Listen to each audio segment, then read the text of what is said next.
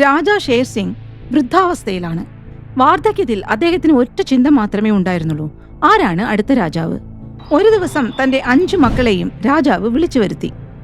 മക്കളെ, നമ്മുടെ രാജ്യത്തിന്റെ ഭരണം നിങ്ങളെ ഏൽപ്പിക്കണം എന്നാണ് എന്റെ ആഗ്രഹം. നിങ്ങളിൽ ആർക്കാണ് രാജഭരണം കൊടുക്കേണ്ടതെന്ന് എനിക്ക് നിശ്ചയമില്ല. നിങ്ങളിൽ അതിബുദ്ധിമാൻ ആരാണോ അവർക്ക് ഈ രാജ്യം ഞാൻ നൽകുള്ളൂ. പക്ഷേ അച്ഛാ, ഞങ്ങളിൽ ആരാണ് അതിബുദ്ധിമാനെന്ന് എങ്ങനെയാണ് അച്ഛൻ മനസ്സിലാക്കാൻ പോകുന്നത്? അതിനുള്ള പോംവഴി എന്റെ അടുത്തുണ്ട്. നിങ്ങൾ 5 പേരും ജനങ്ങളുടെ ഇടയിലേക്ക് ഇറങ്ങണം. ജനങ്ങളുടെ സുഖസൗകര്യങ്ങൾ ശ്രദ്ധിച്ച് അവരുടെ പ്രശ്നങ്ങൾക്ക് ഒരു പരിഹാരം നൽകണം. നല്ല പരിഹാരം നിർദ്ദേശിച്ചവൻ രാജാവാകും. ഞങ്ങൾക്ക് സമ്മതമാണ് പിതാശ്രീ. പക്ഷേ എനിക്ക് സമ്മതമല്ല. രാജാവിന്റെ 5 പുത്രന്മാരിൽ 4 പേരും സമ്മതിച്ചു. ഇളയവൻ മാത്രം സമ്മതിച്ചില്ല. ഈ സമ്മതമല്ല എന്ന് പറഞ്ഞ കാരണം എനിക്കറിയണം മോനെ. അച്ഛാ, ഞാൻ നിങ്ങളുടെ ഇളയ പുത്രനല്ലേ? എനിക്ക് രാജാവാകണ്ട, അങ്ങയെ ശുശ്രൂഷിക്കാനാണ് എനിക്കിഷ്ടം. ഏറ്റവും ഇളയ കുമാരന്റെ വാക്കുകൾ കേട്ട രാജാവിന് സന്തോഷമായി. 4 കുമാരന്മാരോടും ജനങ്ങളുടെ ഇടയിലേക്ക് ചെല്ലാൻ രാജാവ് കൽപ്പിച്ചു. 4 കുമാരന്മാരും തങ്ങളുടെ കുതിരപ്പുറത്ത് കയറി കൊട്ടാരത്തു നിന്നും ഇറങ്ങി. യാത്രക്കിടയിൽ രാജകുമാരന്മാർ കാട്ടിൽ തപസ്സിരിക്കുന്ന ഒരു സന്യാസിയെ കണ്ടു. അപ്പോൾ കുമാരൻ സൂരജ് സിംഗ് പറഞ്ഞു: നിൽക്കൂ, ഒരു സന്യാസി വര്യൻ അവിടെ ഇരുന്ന് തപസ് ചെയ്യുന്നു. വരൂ, അദ്ദേഹത്തിന്റെ അനുഗ്രഹം വാങ്ങിക്കാം. മഹർഷേ, ഷേർ സിംഗിന്റെ കുമാരന്മാരുടെ പ്രണാമം സ്വീകരിച്ചാലും. ദീർഘായുസ് ഉണ്ടാവട്ടെ. അതിനുശേഷം സൂരജ് സിംഗ് അച്ഛൻ രാജാവിന്റെ ആഗ്രഹത്തെക്കുറിച്ച് പറഞ്ഞു. മഹർഷേ, ഞങ്ങളിൽ അതിബുദ്ധിമാന് മാത്രമേ രാജാവ് ഞങ്ങൾക്ക് രാജ്യം തരുള്ളൂ. അങ്ങയുടെ അനുഗ്രഹം ഉണ്ടാവണം. ഞങ്ങള് 4 പേരും ഈ പരീക്ഷണത്തിൽ വിജയിക്കണം. ഇതെങ്ങനെ നടക്കാനാ? 4 പേരും രാജാവാകാൻ ഞാൻ എങ്ങനെ അനുഗ്രഹിക്കാൻ പറ്റും? പക്ഷേ എന്റെ അടുത്തൊരു പോംവഴിയുണ്ട്. ആ സന്യാസി വര്യൻ രാജകുമാരന്മാരോട് പറഞ്ഞു: എന്റെ അനുഗ്രഹം വേണമെങ്കിൽ ഞാൻ തരുന്ന പരീക്ഷണത്തിൽ നിങ്ങൾ 4 പേരും ജയിക്കണം. നിങ്ങൾ അതിന് തയ്യാറാണോ? മഹർഷേ, ഞങ്ങൾ തയ്യാറാണ്. പറഞ്ഞാലും. കേട്ടോളൂ, നിങ്ങൾ 4 പേരും 4 ദിശയിലേക്ക് പോകണം. യാത്രയ്ക്കിടയിൽ നിങ്ങൾ കാണുന്ന സംഭവങ്ങളുടെ കാരണം എന്താന്ന് എന്റെ അടുത്ത് പറയണം. കാരണം പറയാൻ പറ്റിയില്ലെങ്കിൽ നിങ്ങളെ ഞാൻ കല്ലാക്കി മാറ്റും. ഓർമ്മയിരിക്കട്ടെ, സന്ധ്യ തിരിയുന്നതിന് മുമ്പ് നിങ്ങൾ ഇവിടെ മടങ്ങിയെത്തണം. രാജാവാകാനുള്ള ആഗ്രഹം കൊണ്ട് ആ കുമാരന്മാർ മഹർഷി പറഞ്ഞ പരീക്ഷണത്തെ ഏറ്റെടുത്തു. കുമാരന്മാർ തങ്ങളുടെ കുതിരപ്പുറത്ത് കയറി 4 ദിശയിലേക്ക് യാത്ര ചെയ്തു. കുതിരപ്പുറത്ത് യാത്ര ചെയ്തുകൊണ്ടിരുന്ന സൂരജ് സിംഗ് പെട്ടെന്നാണ് ഒരു വിചിത്ര വനത്തിൽ എത്തിപ്പെട്ടത്. ആ വനത്തിലെ മരങ്ങളിലെല്ലാം കായ്കനികൾ ഉണ്ടായിരുന്നു. അവയെ പരിരക്ഷിക്കാൻ മാന്ത്രിക ദണ്ഡുകളും ഉണ്ടായിരുന്നു. ഇത് കണ്ട രാജകുമാരന് അത്ഭുതം തോന്നി. ആഹാ, ഇത് എന്തൊരു വനം! മരങ്ങളിൽ പച്ചക്കറികൾ, അതിനെ രക്ഷിക്കാൻ മാന്ത്രിക വടികളോ? ഇതെല്ലാം ആലോചിച്ചുകൊണ്ട് സൂരജ് സിംഗ് തന്റെ യാത്ര തുടർന്നു.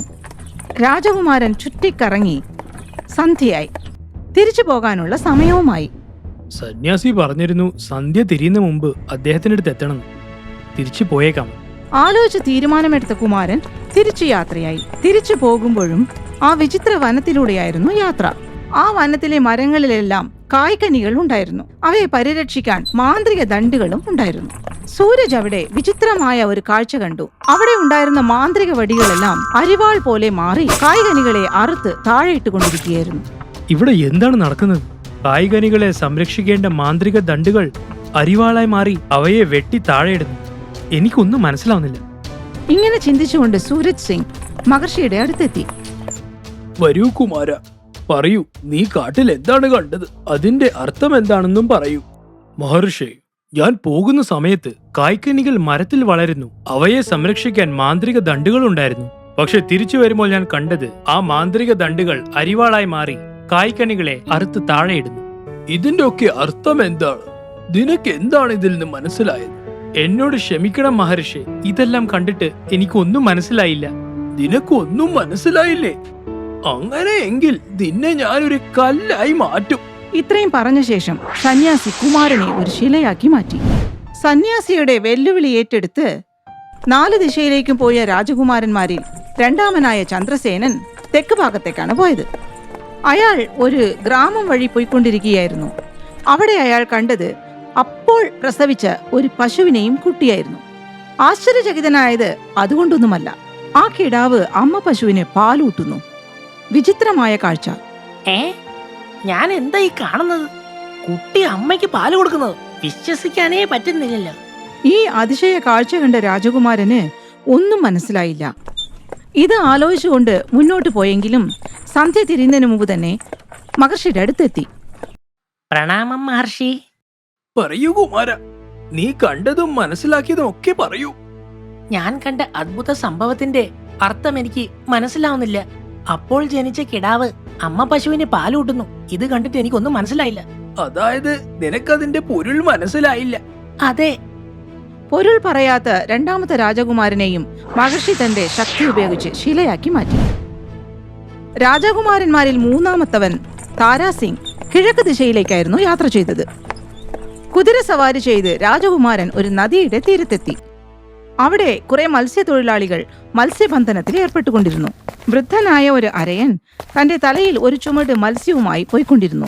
ഓരോ മത്സ്യത്തെയും കുട്ടയിൽ നിന്ന് എടുത്ത് നദിയിലേക്ക് വലിച്ചെറിഞ്ഞുകൊണ്ടേയിരുന്നു അയാൾ.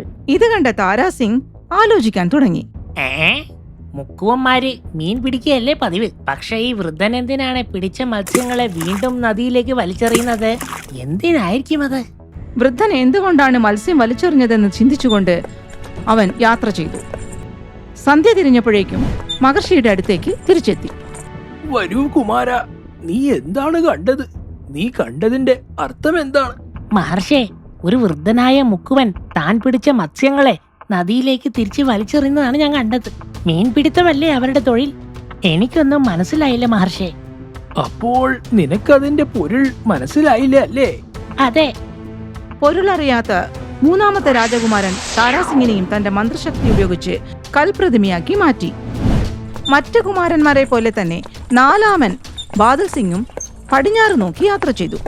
യാത്രക്കിടയിൽ അവൻ ഒരു സ്ഥലത്ത് ഒരു മനുഷ്യൻ നിറഞ്ഞു നിരുന്ന ഒരു കുളത്തിൽ നിന്നും കുടത്തിൽ വെള്ളം നിറച്ച് അടുത്തുള്ള 2 വരണ്ട കുളങ്ങളിലേക്ക് വെള്ളം നിറച്ചുകൊണ്ടിരുന്നു. ഉച്ചയായി ചെയ്ത് 2 കുളവും നിറച്ച ശേഷവും ആദ്യത്തെ കുളത്തിലെ വെള്ളം ഒട്ടും കുറഞ്ഞിരുന്നില്ല. ഈ അതിശയം കണ്ട് ബാദൽ സിംഗ് ചിന്തിക്കാൻ തുടങ്ങി. ഇതെന്തൊരു അതിശയമാണ്. 2 കുഴിയിലും വെള്ളം നിറഞ്ഞല്ലോ, പക്ഷേ ആദ്യത്തെ കുഴിയിലെ വെള്ളം കുറഞ്ഞിട്ടുമില്ല. ഇതെന്ത് മറിമായം! ഈ അതിശയത്തെക്കുറിച്ച് രാജകുമാരന് ഒന്നും മനസ്സിലായില്ല. അങ്ങനെ ബാദൽ സിംഗും സന്ധ്യയ്ക്ക് തന്നെ സന്യാസിയുടെ അടുത്തെത്തി. വരൂ കുമാര, നീ എന്താണ് കണ്ടത്? നീ കണ്ടതിന്റെ പൊരുൾ എന്താണ്? മഹർഷി, ഒരു കുഴിയിലെ വെള്ളം 2 കുഴിയിൽ നിറച്ചിട്ടും ആദ്യത്തെ കുഴിയിലെ വെള്ളം ഒരു തുള്ളി പോലും കുറഞ്ഞു കണ്ടില്ല. എനിക്കൊന്നും മനസ്സിലായില്ല. അതിനർത്ഥം നീ കണ്ടതിന്റെ പൊരുൾ നിനക്ക് മനസ്സിലായില്ല എന്നല്ലേ? അതെ. ഉത്തരം പറയാൻ പറ്റാത്തതുകൊണ്ട് ബാദൽ സിംഗിനെയും മറ്റുള്ള കുമാരന്മാരെ പോലെ തന്നെ പ്രതിമയാക്കി മാറ്റി മഹർഷി. കൊട്ടാരത്തിലാണെങ്കിലോ ഒരു ദിവസം കഴിഞ്ഞിട്ടും രാജകുമാരന്മാർ മടങ്ങി വരാത്തതിൽ വിഷമിച്ചിരിക്കുകയായിരുന്നു മഹാരാജാവ്. പിറ്റേ ദിവസം ഇളയ കുമാരനെ വിളിച്ച് മഹാരാജാവ് വിഷമം പറഞ്ഞു. മോനെ കർണ, നിന്റെ 4 സഹോദരന്മാര് പോയിട്ട് ദിവസങ്ങളായി. അവരെ കുറിച്ച് ഒരു വിവരവുമില്ലല്ലോ. എനിക്ക് അവരെ ഓർത്ത് വിഷമമാണ്. അച്ഛനൊന്ന് വിഷമിക്കല്ലേ. ഞാൻ ഇപ്പൊ തന്നെ അവരെ അന്വേഷിക്കാൻ പുറപ്പെടാം. ഞാൻ വാക്ക് തരുന്നു, ഞാൻ അവരുമായിട്ടേ തിരിച്ചു വരുള്ളൂ. ഇളവരശൻ കർണ തന്റെ കുതിരപ്പുറത്തേറി അന്വേഷണം തുടങ്ങി. കുറെ അന്വേഷിച്ച ശേഷം രാജകുമാരൻ തപസ്സിരിക്കുന്ന സന്യാസിയുടെ അടുത്തെത്തി. അല്ല, ഈ കൽപ്രതിമകളൊക്കെ കാണാൻ എന്റെ ചേട്ടന്മാരെ പോലെ ഇരിക്കുന്നല്ലോ. മഹർഷേ, അങ്ങേക്ക് എന്റെ പ്രണാമം. മഹർഷി, ഈ പ്രതിമകൾ എന്റെ സഹോദരന്മാരെ പോലെ തന്നെ തോന്നുന്നു. ഇതിനെക്കുറിച്ച് എനിക്ക് എന്തെങ്കിലും അറിയാൻ പറ്റുമോ? അതിനെന്താ, നിന്റെ 4 സഹോദരന്മാരെ കല്ലാക്കിയത് ഞാൻ തന്നെയാണ്. തപസ്വി നടന്ന കാര്യങ്ങളൊക്കെ കർണനോട് പറഞ്ഞു. മഹർഷേ, ദയവ് ചെയ്ത് എന്റെ സഹോദരന്മാരെ എനിക്ക് തിരിച്ചു തരണം. പകരം അങ്ങ് എന്ത് കൽപ്പിച്ചാലും ഞാൻ അനുസരിക്കാം.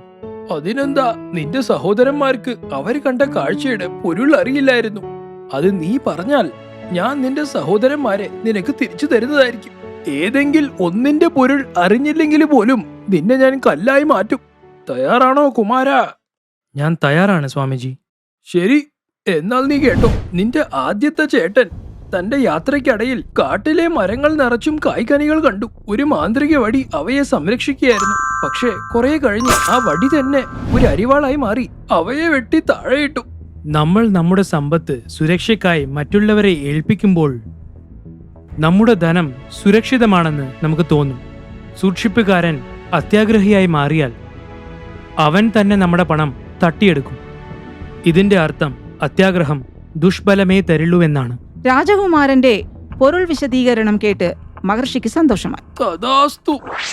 സന്യാസി വര്യൻ തഥാസ്തു എന്ന് പറഞ്ഞപ്പോഴേക്കും സൂരജ് സിംഗിന്റെ പ്രതിമയ്ക്ക് ജീവൻ വെച്ചു. അതിനുശേഷം സന്യാസി രണ്ടാമത്തെ രാജകുമാരന്റെ കഥ കേൾപ്പിച്ചു. നിന്റെ രണ്ടാമത് ചേട്ടൻ ഗ്രാമത്തിൽ ചുറ്റിക്കറങ്ങുമ്പോൾ ഒരു കിടാവ് തന്റെ അമ്മയ്ക്ക് പാല് കൊടുക്കുന്നതാണ് കണ്ടത്. പറയൂ, ഈ ദൃശ്യത്തിന്റെ അർത്ഥം എന്താണ്? അമ്മ തന്റെ കിടാവിന്റെ പാൽ കുടിക്കുന്ന ദൃശ്യം നമ്മോട് എന്താണ് പറയുന്നതെന്നാൽ, മക്കൾ മാതാപിതാക്കളുടെ ഊന്നുവടികളാണ്. നല്ല സംസ്കാരം ഊട്ടി വളർത്തിയാൽ അവർ നമ്മുടെ താങ്ങും തണലുമായിരിക്കും. നമ്മൾ വിതയ്ക്കുന്നതായിരിക്കും നമ്മൾ കൊയ്യുന്നത്. രാജകുമാരന്റെ ഈ ഉത്തരം കേട്ട് സന്യാസി വര്യൻ ഇങ്ങനെ പറഞ്ഞു. തഥാസ്തു. ഭക്തനായ സന്യാസി വര്യന്റെ വാക്കുകളിലൂടെ ചന്ദ്രസേനനും ജീവൻ തിരിച്ചു കിട്ടി. അതിനുശേഷം ആ സന്യാസി മൂന്നാമത്തെ രാജകുമാരന്റെ കഥ കേൾപ്പിച്ചു. നിന്റെ മൂന്നാമത്തെ ചേട്ടൻ ഒരു നദിയോരത്ത് മുക്കുവരെ മീൻ പിടിക്കുന്നത് കണ്ടു. പക്ഷെ ഒരു വൃദ്ധൻ കഷ്ടപ്പെട്ട് പിടിച്ച മീനുകളെ തിരിച്ചും നദിയിൽ എറിയുന്ന കാഴ്ചയാണ് മൂന്നാമത്തെ കുമാരൻ കണ്ടത്. പറയൂ രാജകുമാര, ഇതിന്റെ പൊരുൾ എന്താണ്?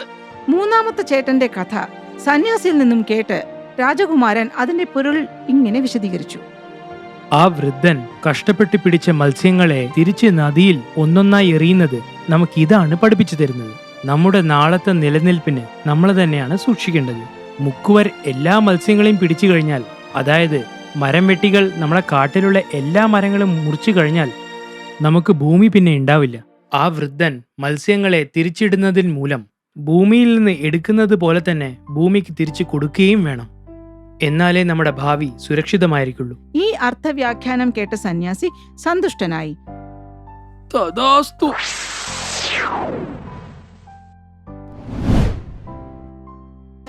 സന്യാസി വര്യൻ നാലാമത്തെ രാജകുമാരന്റെ കഥ കേൾപ്പിക്കാൻ തുടങ്ങി. നിന്റെ നാലാമത്തെ ചേട്ടൻ കണ്ട കാഴ്ച, ഒരു വ്യക്തി വെള്ളം നിറഞ്ഞ കുഴിയിൽ നിന്നും വരണ്ട 2 കുഴികളിലേക്കും വെള്ളം മാറ്റി ഉറച്ചു നിറച്ചു. ആദ്യത്തെ കുഴിയിൽ നിന്നും വെള്ളം കുറഞ്ഞിട്ടില്ല. പറയൂ, ഇതിന്റെ അർത്ഥം എന്താണ്? സ്വാമി, ഈ കാഴ്ചയുടെ അർത്ഥം എന്തെന്ന് വെച്ചാൽ, ജ്ഞാനം സാഗരമാണ്. അത് എത്ര പകർന്നാലും കുറയില്ല.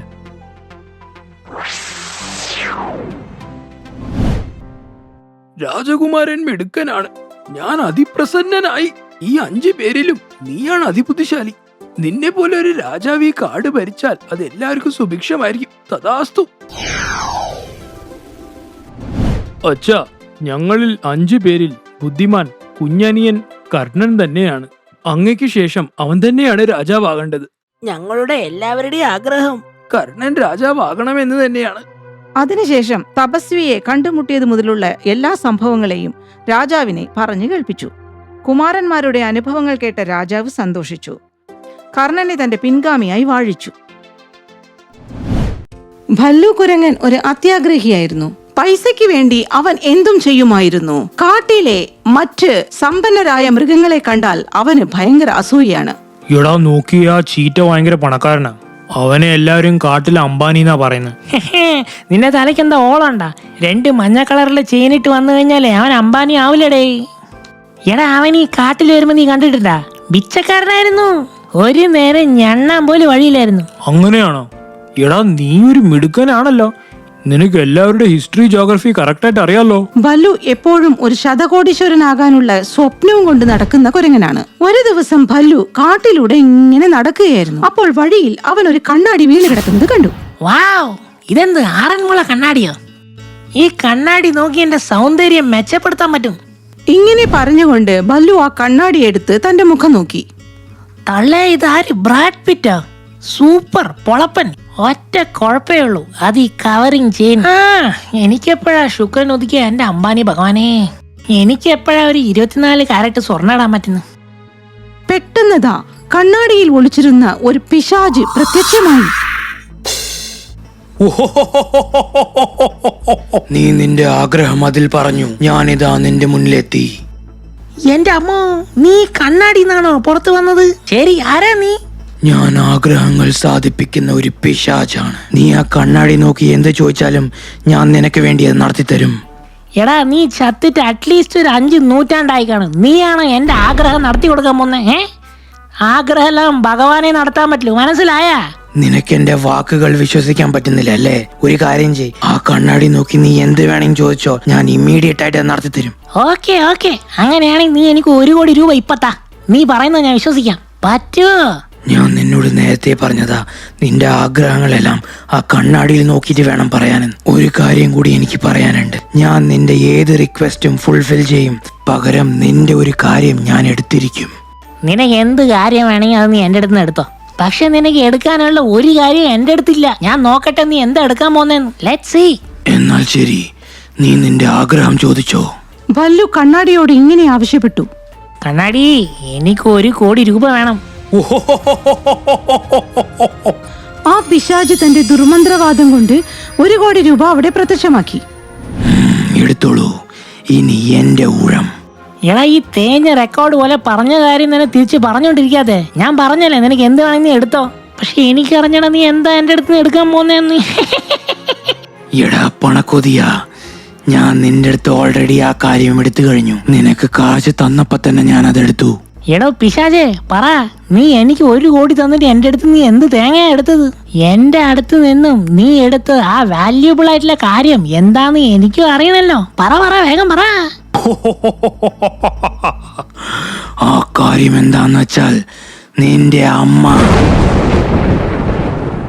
ഇത് കേട്ട് കുരങ്ങൻ ഞെട്ടിപ്പോയി. ഉടനെ തന്നെ അവൻ തന്റെ വീട്ടിലെത്തി. അവിടെ അമ്മ മരിച്ചു കിടക്കുന്നത് അവൻ കണ്ടു. അയ്യോ, എടാ ഭൂതമേ, നീ എന്താടാ കാണിച്ചത്? ഭല്ലു കുരങ്ങൻ പൊട്ടിക്കരയുകയായിരുന്നു. പെട്ടെന്നാണ് അവന് പിശാച് പറഞ്ഞതൊന്ന് ഓർമ്മ വന്നത്. ആ സാത്താൻ പറഞ്ഞ എനിക്ക് ഇപ്പോഴാ ഓർമ്മ വന്നത്. ഈ കണ്ണാടിയോട് ഞാൻ എന്ത് ചോദിച്ചാലും നടക്കും. അങ്ങനെയെങ്കിൽ എനിക്ക് എന്തുകൊണ്ട് എൻ്റെ അമ്മയെ തിരിച്ചു കിട്ടാൻ വേണ്ടി ചോദിച്ചൂടാ? ശരി, ഇതൊരു നല്ല ഐഡിയ ആണ്, ചോദിച്ചേക്കാം. പിന്നെ ഭല്ലുക്കുരങ്ങൻ ഒന്നും ആലോചിച്ചില്ല. ആ കണ്ണാടി നോക്കി തന്റെ അമ്മയെ തിരിച്ചു വേണമെന്ന് അവൻ ആവശ്യപ്പെട്ടു. മായ കണ്ണാടി, എന്റെ അമ്മയെ എങ്ങനെയെങ്കിലും എനിക്ക് തിരിച്ചു തരൂ. വേഗം വേഗം, ഇപ്പൊ തന്നെ. നീ പറഞ്ഞ പോലെ തന്നെ നടക്കട്ടെ.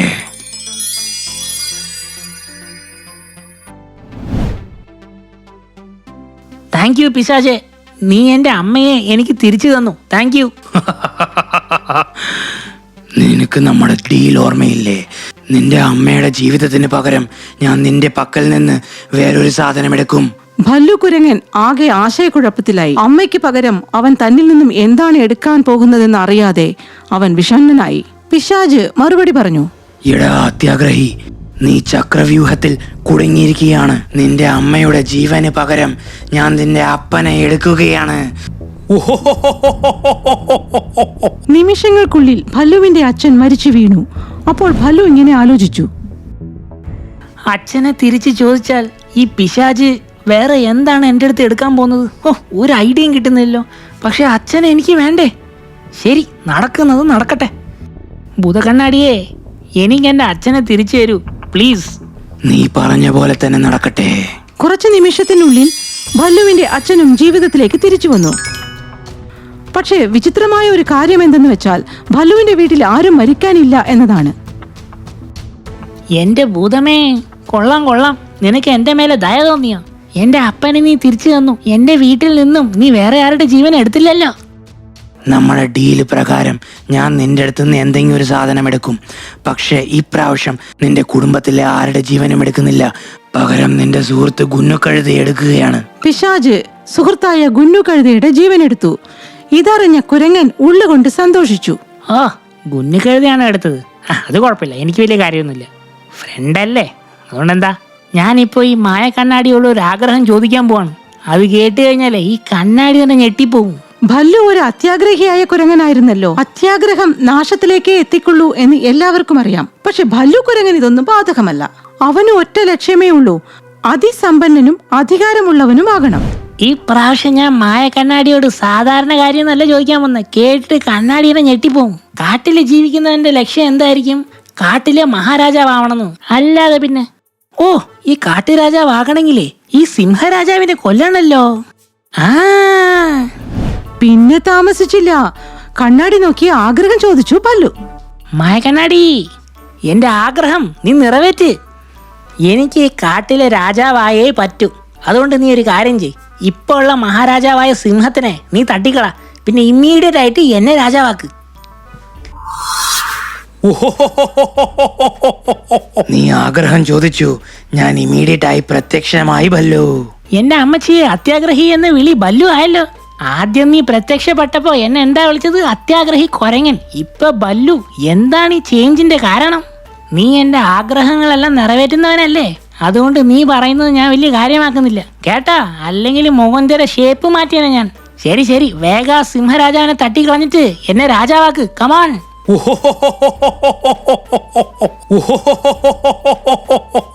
ഈ വെറുതെ ഒന്ന് ചിരിക്കാതെ, വേഗം എന്നെ കാട്ടിലെ രാജാവാക്ക്, വേഗം. അത്യാഗ്രഹി കുരങ്ങ, ഇനി എനിക്ക് നിന്റെ ആഗ്രഹങ്ങൾ പൂർത്തിയാക്കാൻ പറ്റില്ല. എന്ത്? ഞാൻ നിന്റെ അടുത്തൊരു കാര്യം പറയാൻ മറന്നുപോയി. ഇതിനു മുമ്പ് ഞാനൊരു മനുഷ്യനായിരുന്നു. നിന്നെ പോലെ തന്നെ ഞാനും ഈ മായക്കണ്ണാടിയോട് 4 ആഗ്രഹങ്ങൾ ചോദിച്ചു. ആദ്യത്തെ 3 ആഗ്രഹങ്ങൾ പെട്ടെന്ന് തന്നെ നടന്നു. പക്ഷെ 4ാമത് ചോദിച്ചപ്പോൾ അത് നിറവേറിയില്ല എന്ന് മാത്രമല്ല, ഞാൻ ശപിക്കപ്പെട്ട് ഈ കണ്ണാടിക്കുള്ളിൽ ഞാൻ അകപ്പെട്ടുപോയി. എനിക്കിപ്പോൾ ശാപമോചനം കിട്ടി. എന്റെ സ്ഥലത്ത് നീ ഈ കണ്ണാടിന്റെ ഉള്ളിൽ അകപ്പെട്ടുപോയി എന്ന് നിന്നെ പോലെ തന്നെ ഒരു അത്യാഗ്രഹി ഈ കണ്ണാടി നോക്കി 4 വരം ചോദിക്കുന്നു. അതുവരയ്ക്കും നീ ഒരു പിശാചായി ഈ കണ്ണാടിയിൽ അകപ്പെട്ട് കിടക്കും. All the very best. ഞാൻ സ്വതന്ത്രനായി. എനിക്ക് ജീവിതം തിരിച്ചു കിട്ടി. യെസ്.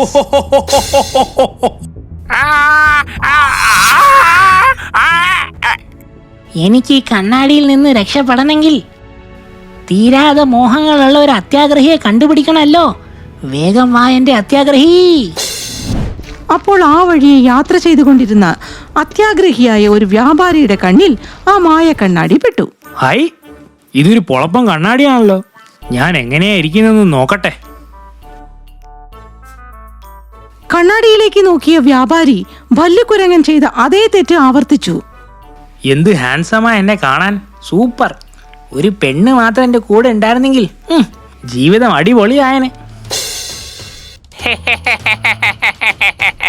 നീ നിന്റെ ആഗ്രഹം പറഞ്ഞു, ഞാനിതാ പ്രത്യക്ഷപ്പെട്ടു. എന്റെ കള്ള കൊതിയാ. അത്യാഗ്രഹം ജീവിതം നശിപ്പിക്കും. പക്ഷെ ഈ കൊതിയൻ ഇപ്പൊന്നും അത് മനസ്സിലാവില്ല. ഇവൻ 4 പ്രാവശ്യം ആഗ്രഹം ചോദിച്ച് എന്റെ പ്ലേസിൽ ഇവൻ ഭൂതമായി കണ്ണാടിനുള്ളിൽ അകപ്പെടുമ്പോൾ മാത്രമേ മനസ്സിലാവുള്ളൂ. രാംപൂർ ഗ്രാമത്തിനടുത്തുള്ള സുന്ദർബൻ കാട്ടിൽ തുന്നു എന്നു പേരുള്ള കഴുത ജീവിച്ചിരുന്നു. ആ കാട്ടിൽ അതിബുദ്ധിമാനും ചിന്തകനുമായ ഭല്ലു എന്നു പേരുള്ള കരടിയും താമസിച്ചിരുന്നു. ഭല്ലു കരടിയുടെ പ്രഭാഷണം കേൾക്കാൻ കാട്ടുവാസികൾ വരുമായിരുന്നു. മൃഗങ്ങളെ, എനിക്കൊരു കാര്യം പറയാനുണ്ട്. നമുക്കൊരു പ്രശ്നം വന്നെന്നാൽ അതിൽ നിന്ന് എങ്ങനെയാണ് നമ്മൾ കരകയറുന്നത് അറിയാമോ? ആ ഭല്ലു ചേട്ടാ, പറയൂ പറയൂ, വേഗം പറയൂ. നമുക്കൊരു പ്രശ്നം വന്നാൽ അതിൽ നിന്ന് എങ്ങനെയാണ് കരകയറുന്നത്? വേഗം പറയൂ ഭല്ലു ചേട്ടാ. ആഹാ, പറയൂ കേൾക്കട്ടെ. പറയാം, എല്ലാം പറയാം. ആദ്യം എന്നെ സംസാരിക്കാൻ വേണ്ടി നിങ്ങൾ. അങ്ങനെ ഭല്ലു കരടി പ്രശ്നത്തിനുള്ള പരിഹാരങ്ങൾ പറഞ്ഞു തുടങ്ങി. അപ്പോൾ ഇത് കേട്ടുകൊണ്ടിരുന്ന തുന്നു കഴുതയ്ക്ക് ഒരു സംശയം തോന്നി. അതെ ബല്ലു ചേട്ടാ, പ്രശ്നങ്ങൾ വന്ന ശേഷം പരിഹരിക്കുന്നതിനേക്കാളും നല്ലത് അത് വരുന്നതിന് മുമ്പ് തന്നെ തടയുന്നതല്ലേ ബുദ്ധി. തുന്നുകഴുതയുടെ ഈ വാക്കുകൾ കേട്ട മറ്റു മൃഗങ്ങൾ അവനെ പരിഹസിച്ചു ചിരിക്കാൻ തുടങ്ങി. എടാ തുന്നു കഴുതേ, നീ ഒരു മെഗാ കഴുത തന്നെയാണ്. എടാ നീ ഇത് എന്തൊക്കെയായി പറയുന്നത്? എടാ പ്രശ്നം വന്ന ശേഷമല്ലേ പരിഹാരമുള്ളൂ. പ്രശ്നമേ ഇല്ലെങ്കിൽ പിന്നെ എന്തിനാടാ പരിഹാരം? നീ എന്താ വെള്ളം അടിച്ചിട്ടുണ്ട്? എന്തൊരു കോമഡി. മതി, തുന്നുവിനെ കളിയാക്കിയത് മതി. നിങ്ങളെല്ലാം വീട്ടിൽ പോവാൻ നോക്ക്. എല്ലാ മൃഗങ്ങളും അവരവരുടെ വീടുകളിലേക്ക് തിരിച്ചുപോയി. മൃഗങ്ങളൊക്കെ ചേർന്ന് പരിഹസിച്ചത് തുന്നു കഴുതയെ വിഷമത്തിലാക്കി. തുന്നു സ്വയം ഇങ്ങനെ പറഞ്ഞു, ഞാൻ ഇത്ര വലിയ അബദ്ധമാണോ പറഞ്ഞത്? എനിക്കെന്താ ബുദ്ധിയില്ലേ? അങ്ങനെ വരാൻ വഴിയില്ലല്ലോ. എനിക്ക് എന്റെ കഴിവിനെ കുറിച്ച് നല്ലോണം ബോധ്യമുണ്ട്. ശരി, വീട്ടിൽ പോവാം. ഇങ്ങനെ ആലോചിച്ച തുന്നു കഴുത തന്റെ വീട്ടിലേക്ക് മടങ്ങി തുടങ്ങി. പിറ്റേന്ന് പുലർച്ചയ്ക്ക് തന്നെ തുന്നു കഴുത ഭല്ലു കരടിയെ കാണാൻ അവിടെ എത്തി. ബല്ലു, ഇന്നലെ ഞാൻ പറഞ്ഞത് അത്ര വലിയ അബദ്ധമാണോ? ഒന്ന് പറയൂ. എടാ തുന്നു, നീ അങ്ങനെയൊന്നും വിചാരിക്കരുത്. കാര്യങ്ങളൊക്കെ അങ്ങനെയൊന്നും അല്ല. നീ ഒരു കാര്യം മനസ്സിലാക്കണം. എപ്പോ എവിടെ എന്ത് പറയണം, പിന്നെ എവിടെ എങ്ങനെ പ്രവർത്തിക്കണമെന്ന്. ഇത് കേട്ട് തുന്നു കഴുത ഒരു കോമാളിയെ പോലെ അഭിനയിക്കാൻ തുടങ്ങി. ഇത് കണ്ട് മൃഗങ്ങളൊക്കെ ചിരിക്കാൻ തുടങ്ങി. കുട്ടൻ മുയൽ പരിഹസിച്ചുകൊണ്ട് ഇങ്ങനെ പറഞ്ഞു: വിട്ടേക്കടാ തുന്നു, നിന്നെ കൊണ്ടൊന്നും നടക്കാൻ പോകുന്നില്ല. എന്തൊക്കെ പറഞ്ഞാലും നീ ഒരു കഴുതയല്ലേ. എന്നെ നോക്കിയേ, എനിക്ക് എത്ര വേഗം ഓടാൻ പറ്റുന്ന അറിയോ?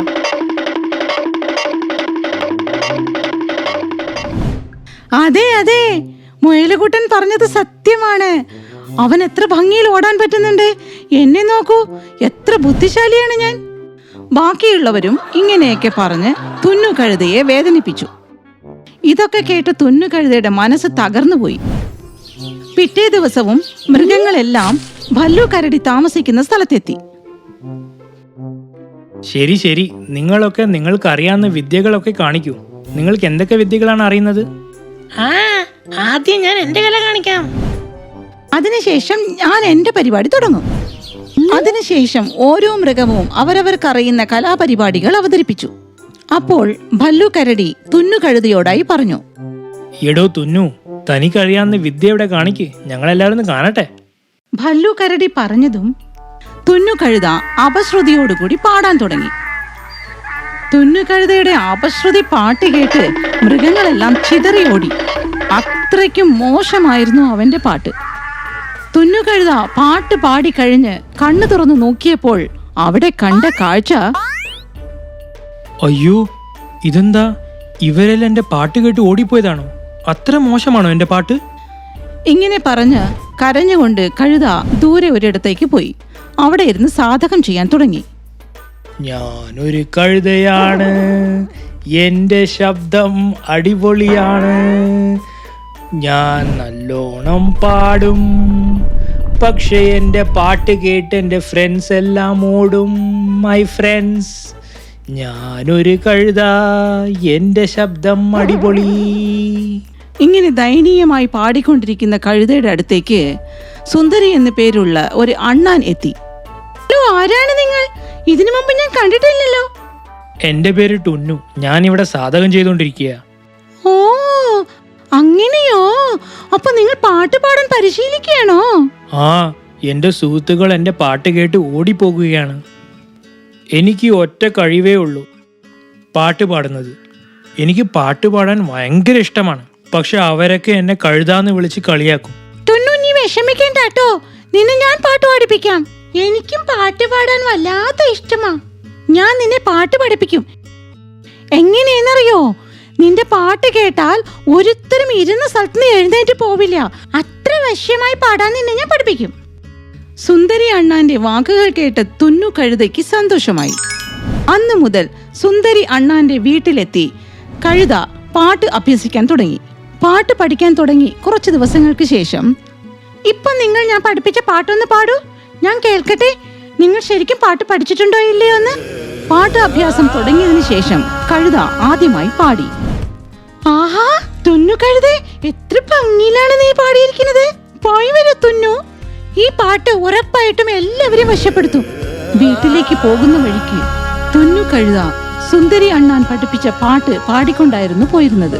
വഴി നീളെ കേട്ട മൃഗങ്ങളൊക്കെ ഇങ്ങനെ പറഞ്ഞു: ഐ, ഇതാരാ പാടുന്നത് ഇത്ര വശ്യമനോഹരമായ ശബ്ദത്തിൽ? ഞാൻ ഇപ്പൊ പോയി നോക്കിട്ട് വരാവേ, ആരാണ് ആ പാടുന്നതെന്ന്. ആ ശരിയാണ്, ഞാൻ ആദ്യമായിട്ടാണ് ഇങ്ങനെ നല്ല പാട്ട് കേൾക്കുന്നത്. ആരാണ് ഈ ഗായകൻ? ഇത് കണ്ടുപിടിച്ചേ പറ്റൂ. പാട്ട് കേട്ട് ഗായകനെ കാണാനുള്ള ആകാംക്ഷയിൽ മൃഗങ്ങളൊക്കെ കഴുത പോകുന്ന വഴിയിലെത്തി നിന്നു. മതിമറന്ന് പാടിക്കൊണ്ടുവരുന്ന തുന്നു കഴുതയെ കണ്ട് അവരൊക്കെ ഞെട്ടിത്തരിച്ചു നിന്നു. ഓ, ഇത് നമ്മൾ തുന്നുകൊഴുതയല്ലേ? ഇവൻ ഇത്ര നല്ലോണം പാടാൻ എവിടെന്നാ പഠിച്ചത്? എനിക്ക് വിശ്വസിക്കാനേ പറ്റുന്നില്ല. എന്ത് നല്ല ശബ്ദം! അതെ അതെ, ഇത് നമ്മുടെ തുന്നു കഴുത തന്നെയാ. ഇവന്റെ ശബ്ദം ഇങ്ങനെ മാറിയത്. ഇത് തുന്നക്കഴുത തന്നെയാ. ഇവൻ ഇത്രയും നല്ല ആരാ പാട്ട് പഠിപ്പിച്ചത്? പാട്ടിൽ മതിമയങ്ങിപ്പോയ കഴുത ഇതൊന്നും കേട്ടില്ല. അവൻ നേരെ ഭല്ലു കരടിയുടെ അടുത്തേക്ക് ചെന്നു. ബല്ലു ചേട്ടാ, കേൾക്കണം, എന്റെ പാട്ടൊന്ന് കേൾക്കണം. ഞാൻ ഇപ്പൊ നല്ലോണം പാടാൻ തുടങ്ങി. പണ്ട് ഞാൻ അപസ്വരത്തിലാണ് പാടിയത്, പക്ഷെ ഇപ്പൊ ഞാൻ നല്ലോണം ഇംപ്രൂവ് ആയി. എന്റെ പാട്ട് കേൾക്കൂ. ഇത്രയും പറഞ്ഞ ശേഷം തുന്നു കഴുത ആ സഭയിൽ പാടാൻ തുടങ്ങി. ഇത്രയും കേട്ട ശേഷം ഭല്ലു കരടി പറഞ്ഞു: സബാഷ് തുന്നു, നീ വളരെ നല്ലോണം പാടി. ഇന്ന് എന്റെ അടുത്ത് ഞാൻ ഇത്രയും എക്സ്പെക്ട് ചെയ്തില്ല. വെൽ ഡൺ, സബാഷ്. നാളെ സുന്ദർ വനത്തില് ഇന്റർ ഫോറസ്റ്റ് കോമ്പറ്റീഷൻ നടക്കുകയാണ്. ഞാൻ പറയുന്നു തുന്നു, നീ അതിൽ പങ്കെടുക്കണം. നിന്റെ പാട്ട് എല്ലാവർക്കും കേൾപ്പിക്കണം. ഭല്ലു കരടി പറയുന്നത് കേട്ട് അവിടെ ഉണ്ടായിരുന്ന മൃഗങ്ങളൊക്കെ വീണ്ടും തുന്നുകഴുതയെ കളിയാക്കാൻ തുടങ്ങി. എന്റെ കരടി ചേട്ടാ, നിങ്ങൾ എന്താ ഈ പറയുന്നത്? ഈ കോമ്പറ്റീഷനിൽ ഞാൻ തന്നെ ജയിക്കുമെന്ന് പേടിയാണ്. പിന്നെയല്ലേ ഈ കഴുത. ശരിയാ, നമ്മുടെ മുയലുകുട്ടൻ പറയുന്നത് പൂർണ്ണമായിട്ട് ശരിയാ. ഇവൻ പാടുന്നതിന്റെ ഇടയ്ക്ക് ഹച്ചി ഹച്ചി ഹച്ചി എന്ന് തുമ്മിക്കൊണ്ടിരിക്കും. മതി മതി, കളിയാക്കലൊക്കെ മതി. നാളത്തെ മത്സരത്തിന് പോയി തയ്യാറാകൂ എല്ലാവരും. ആ തുന്നുകഴുതേ, നിന്നോടൊരു കാര്യം പറയാനുണ്ട്. ഇവര് പറയുന്നൊന്നും കേൾക്കണ്ട. നാളെ രാവിലെ കൃത്യം 9 മണിക്ക് എല്ലാവരും ഇവിടെ ഹാജരാവണം. അങ്ങനെ പിറ്റേ ദിവസം എല്ലാ മൃഗങ്ങളും മത്സരത്തിൽ പങ്കെടുക്കാനായി അവിടെ എത്തി. അവരുടെ കൂട്ടത്തിൽ തുന്നുകഴുതയും ഉണ്ടായിരുന്നു. തുന്നുകഴുതയെ അവിടെ കണ്ടപ്പോൾ മറ്റുള്ള മൃഗങ്ങളൊക്കെ അവനെ കളിയാക്കാൻ തുടങ്ങി. എടാ തുന്നു, ഇവര് കളിയാക്കണമെങ്കിൽ കളിയായിക്കോട്ടെ. നിന്റെ ഒറ്റ ലക്ഷ്യം ഫസ്റ്റ് പ്രൈസ് ആണ്. ഇതിനുശേഷം ആരും നിന്നെ പരിഹസിക്കരുത്. You can do it Thunnu. അങ്ങനെ മത്സരം തുടങ്ങി. മൃഗങ്ങളൊക്കെ അവരവരുടെ കലാപരിപാടികൾ അവതരിപ്പിക്കാനായി അവിടെ വന്നുകൊണ്ടിരുന്നു. ഇപ്പോൾ കഴുതയുടെ ഊഴം വന്നു. തുന്നു ധൈര്യത്തോടു കൂടി സ്റ്റേജിൽ കയറി. എടാ തുന്നു, അവസാനം നീ വന്നല്ലേ? എനിക്ക് കാണണം നീ എങ്ങനെ ജയിക്കാൻ പോകുന്ന ഈ കോമ്പറ്റീഷൻ. തുടങ്ങടാ നീ. ആഹാ, നോക്കട്ടെ നോക്കട്ടെ, സുന്ദരവനത്തിലെ ഗാനഗന്ധർവന്റെ പാട്ട്. തുന്നു കഴുത സ്റ്റേജിൽ കയറി സുന്ദരി അണ്ണാൻ പഠിപ്പിച്ച പാട്ട് വളരെ ശ്രദ്ധയോടുകൂടി വശ്യമായി പാടിത്തീർത്തു. പാട്ട് കേട്ട മൃഗങ്ങളൊക്കെ സ്തബ്ധരായി നിന്നു. ഈ കലാമത്സരത്തിന് ഒടുവിൽ തുന്നു കഴുതയാണ് ആദ്യ സ്ഥാനം നേടിയെടുത്തത്. ആ ഗാനത്തിന് അവന് അവാർഡ് കിട്ടി. അവാർഡ് കിട്ടിയ തുന്നു കഴുതയ്ക്ക് സന്തോഷം കൊണ്ട് കണ്ണുനീർ വന്നു. പിന്നെ അവൻ സുഹൃത്തുക്കളോട് പറഞ്ഞു, എന്താ പറഞ്ഞ? എനിക്ക് ജയിക്കാൻ പറ്റില്ലെന്നോ? ദാ നിന്റെ മുമ്പിൽ അവാർഡുമായിട്ടാണ് ഞാൻ ഇരിക്കുന്നത്. ഇനി മുതൽ ആരെയും ഇങ്ങനെ കളിയാക്കരുത്. ആരെയും നിങ്ങൾ ഇനി അണ്ടർ എസ്റ്റിമേറ്റ് ചെയ്യരുത്. നിങ്ങൾ എന്നെ ഒരുപാട് അപമാനിച്ചിട്ടുണ്ട്. എനിക്ക് മാപ്പ് തരൂ ബ്രോ. ഇനി ഒരിക്കലും നിന്നെ കഴുത എന്ന് പറഞ്ഞ് ഞാൻ കളിയാക്കില്ല. ഇനി ഞങ്ങൾക്ക് എല്ലാ ദിവസവും നീ പാട്ടുപാടി തരില്ലേ? സന്തുഷ്ടനായ തുന്നു കഴുത അവാർഡും എടുത്തുകൊണ്ട് സുന്ദരി അണ്ണാന്റെ മാളത്തിലേക്ക് പോയി. അവൻ ഹൃദയപൂർവ്വം അവളോട് നന്ദി പറഞ്ഞു. തുന്നു കഴുത ആ കാട്ടിലെ എല്ലാ മൃഗങ്ങളെയും പാട്ട് പഠിപ്പിച്ചു. പിന്നീട് ഒരിക്കലും അവനെ ആരും പരിഹസിച്ചില്ല. നിങ്ങൾക്ക് ഞങ്ങളുടെ ഈ വീഡിയോ ഇഷ്ടമായെങ്കിൽ ദയവായി ഞങ്ങളുടെ ചാനൽ സബ്സ്ക്രൈബ് ചെയ്യുക. പിന്നെ ഈ വീഡിയോ ലൈക്കും ഷെയറും ചെയ്യാൻ മറക്കരുത്. നന്ദി, നമസ്കാരം.